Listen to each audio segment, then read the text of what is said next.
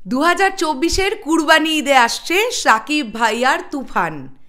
এই তুফান ছবিটা নিয়ে আমরা এখন আলোচনা করব। এই ছবিটা সত্যি তুফানই আনছে, এইটা আমরা বলতে পারি। নমস্কার বন্ধুরা, আমি পৌশালী চলে এলাম আরও একটা নতুন ভিডিও নিয়ে। সকলকে জানাই শুভ সন্ধ্যা। আশা করছি আপনারা সকলে খুব ভালো আছেন। আজকে সকাল থেকে শাকিব ভাইয়া রিলেটেড খুব একটা ভিডিওস আমার পেজ থেকে বা আমার চ্যানেল থেকে আসেনি, কেননা আলোচনা করার মতন কোনো টপিক পেলে তবে তো আলোচনা করব। আসলে আজকে সকাল থেকে টপিক খুব কম পাচ্ছি, কিন্তু এখন যে বিষয়টা নিয়ে আলোচনা করব, এই বিষয়টা নিয়ে আলোচনা করাটা খুব জরুরি, কেননা ডিরেক্টর অর্থাৎ পরিচালক নিজেই আমাদের হিন্ট দিয়েছেন বিষয়টা নিয়ে। এখন তুফান নিয়ে কথা বলবো এই ভিডিওতে। দেখো তোমরা কতজন আমার সঙ্গে একমত হও। কিন্তু এই ভিডিওটা শুরু করার আগে আমি যেটা প্রচণ্ড আনন্দের সহিত জানাতে চাই, যে এই তুফান সিনেমাটাকে নিয়ে আমরা যারা কন্টেন্ট ক্রিয়েটাররা আছি, আমরা আমি সকলের কথা বলছি, অনেক সিনিয়র মোস্ট যারা আছেন আমরা আছি, আবার যারা নতুন নতুন শুরু করেছেন তারাও আছেন, আমিও নতুন নতুন শুরু করাদের পর্যায়েতেই পড়ি। প্রত্যেকে আমরা তুফান সিনেমাটাকে নিয়ে কম বেশি আলোচনা করছি। আর এই আলোচনার মূল কারণ কি বলতো? 1 জানুয়ারি রাইহান রফি তিনি একটি ছবি পোস্ট করে তিনি ঘোষণা করেন যে 1 জানুয়ারি থেকে আনুষ্ঠানিক রেকি তিনি শুরু করলেন, এবং কথা একটা কাজও একটা ভাই। ঠিক তারপরে আজকে আমরা আবার হায়দ্রাবাদ থেকে তার একটি ছবি দেখেছি। গতকাল রামোজি ফিল্ম সিটি থেকে তিনি একটি ছবি ছেড়েছেন। কাজেই কথার সাথে কাজের মিল আছে, এবং এগুলো যখন আমরা চাক্ষুষ দেখতে পাচ্ছি তখন কন্টেন্ট ক্রিয়েটাররা অবশ্যই অনেক বেশি ভরসা করছি ডিরেক্টর রাইহান রফির ওপরে। এটা ভরসা না করার কোনো জায়গা নেই। আর আমি নিজে ব্যক্তিগতভাবে রাইহান রফির ফিল্ম মেকিংয়ের প্রতি অনেক বেশি আমার আস্থা। আমার খুব ভালো লাগে, আমার ভীষণ ভালো লাগে ওনার ফিল্ম মেকিং। তো যেটা বলছিলাম, এই তুফান সিনেমাটার সঙ্গে 3খানা প্রোডাকশন হাউস জড়িত। এই ছবির বাজেটও যথেষ্ট ভালো হবে এমনটাই আমরা আশা করছি। বাংলাদেশ থেকে 2টি প্রোডাকশন হাউস, চরকি এবং আলফা আই। আমি রিসেন্ট টাইমে চরকির যতগুলো কাজ দেখেছি, তারা কন্টেন্টের দিক থেকে ভীষণ চুজি এবং খুব ভালো ভালো কন্টেন্ট কিন্তু তারা প্রেজেন্ট করছেন আমাদের সামনে। আমি কিন্তু চরকি আজ থেকে দেখি না, চরকি আমার বহুদিন আগে থেকে সাবস্ক্রাইব করা। আমি চরকির কন্টেন্ট দেখি এবং আমার ভালো লাগে, তাদের সিলেকশন আমার খুব ভালো লাগে। তারা যে যে প্রজেক্ট আমাদের কাছে আনেন সেগুলো ভীষণ মার্জিত, কন্টেন্টের দিক থেকে খুব উন্নত এবং খুব ভালো। সেখান থেকে দাঁড়িয়ে চরকি, আলফা আই তারা তো যেমন আছেন, এটা ভুলে গেলে চলবে না, এসবিএফ আছে কিন্তু এই প্রজেক্টটার সঙ্গে। এবং এসবিএফ আমাদের এপার বাংলার, আমাদের কলকাতা ফিল্ম ইন্ডাস্ট্রির বাঘা প্রোডাকশন হাউস। যারা যখন কোনো তাদের প্রোডাকশন হাউসের ছবি আনে, বাকিদের জাস্ট টিকতে দেয় না ধারে কাছে। তারা বহু বছর ধরে এই জায়গাটা নিজেরা করেছে, তৈরি করেছে।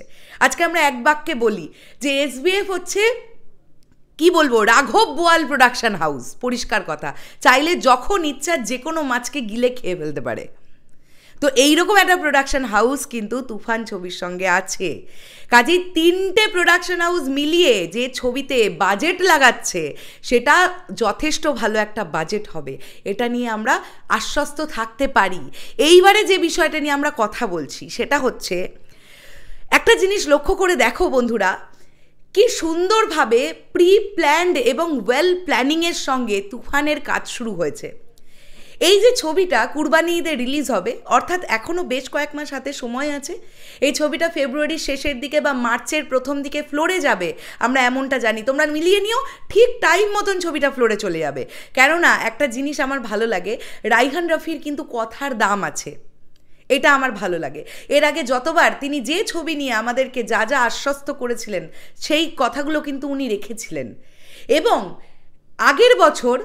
ঠিক আগের বছর মনে করে দেখো, কুরবানি ঈদের সময় যখন বেসিক্যালি ক্ল্যাশটা হলো প্রিয়তমা এবং সুরঙ্গের সঙ্গে, তখন সাকিবিয়ানরা আমরাই আমাদের যেগুলো ভালো লাগেনি সেগুলো ভিডিও বানিয়ে জানিয়েছি। আর ঠিক দেখো, তার পরের বছর কুরবানি ঈদে গল্পটা পুরো ঘুরে যেতে চলেছে। কেন বলো তো? কোন মানুষটির জন্য? শাকিব খান, এই মানুষটির জন্যে। সাকিবিয়ানরা সবাইকে সাপোর্ট করবে যখন যে প্রজেক্টের সঙ্গে শাকিব ভাইয়ার নামটা জড়িত থাকবে। এখন তোমরা দেখো, তোমরা লক্ষ্য করে দেখবে, আমার এটা স্থির বিশ্বাস, দৃঢ় বিশ্বাস যে সাকিবিয়ানরা তুফান নিয়ে প্রচুর কথা বলবে, প্রচুর আলোচনা করবে, আর করবে, এটাই খুব স্বাভাবিক। তো তো কতটা প্রি প্ল্যান্ড, কতটা প্রি প্রোডাকশন এই ছবিটার ভালো হচ্ছে। লোকেশন রেকির জন্য ডিরেক্টর চলে গেছেন হায়দ্রাবাদের রামোজি ফিল্ম সিটিতে। রামোজি ফিল্ম সিটি নিয়ে তোমাদেরকে ছোট্ট করে একটা ধারণা দিই যারা জানো না। রামোজি ফিল্ম সিটি এমন একটা ফিল্ম সিটি যেখানে তুমি যা চাও তাই পাবে। তোমার কি দরকার সিনেমার জন্যে, তোমার কি দরকার, আমি একটা জাস্ট ছোট্ট করে উদাহরণ দিয়ে বলছি। তোমার একটা খ্রিশ্চান চার্চ দরকার, তোমার একটা মসজিদ দরকার, তোমার একটা হিন্দুদের মন্দির দরকার, তোমার কি দরকার, তোমার থানা দরকার, তোমার একটা গোটা গ্রাম দরকার, একটা গোটা শহর দরকার, একটা বিরাট বড় কারখানা দরকার, বিরাট বড় অফিস দরকার, কত কত কত কি দরকার, সব তুমি পাবে রামোজি ফিল্ম সিটিতে। একটা বিরাট জায়গা জুড়ে শুধু একটা ফিল্ম সিটি যেখানে কেবলমাত্র সিনেমা তৈরি হয় এবং সেই সেটগুলো ভেঙে ভেঙে অন্য সেট সেই জায়গাতেই তৈরি হয়ে যায়।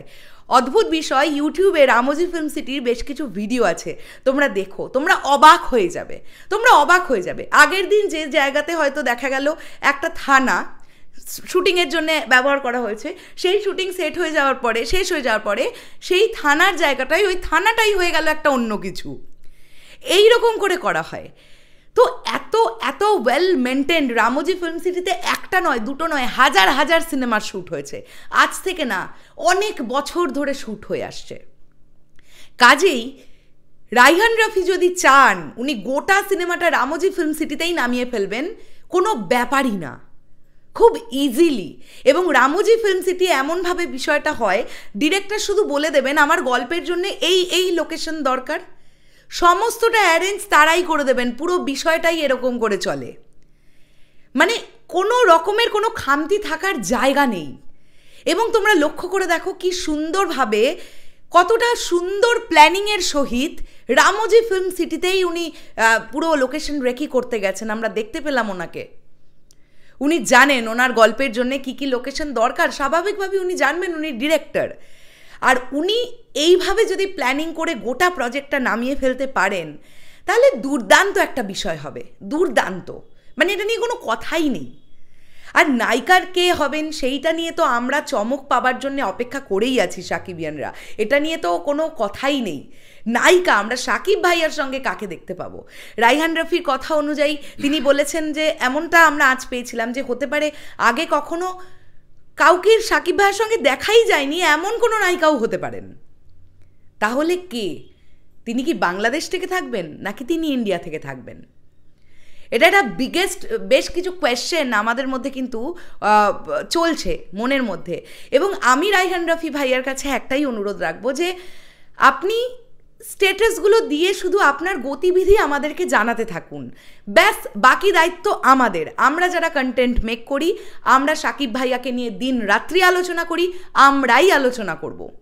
শুধু আপডেটগুলো বা স্ট্যাটাসটা একটু দিতে থাকুন যে আপনি এই এই করছেন, এই এই করছেন, খুব ভালো হচ্ছে, এটাকেও প্রমোশন বলে।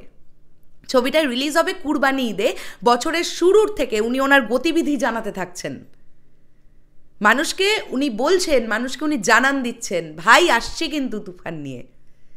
আর এই তুফান যেন সত্যি বক্স অফিসের সব কিছু উড়িয়ে দিতে পারে, আমি এইটা চাইবো। আর আমার মনে হয় তোমরাও সবাই এটা চাইবে। এপার বাংলায় রিলিজ হলে সেই সময় এসবিএফ ডিস্ট্রিবিউট যদি করে, ডিস্ট্রিবিউশনের দায়িত্ব যদি এসবিএফের কাছে থাকে, ওই সময় বাকি আমাদের এখানকার বাংলা সিনেমার হল পাওয়া নিয়ে চাপ হবে।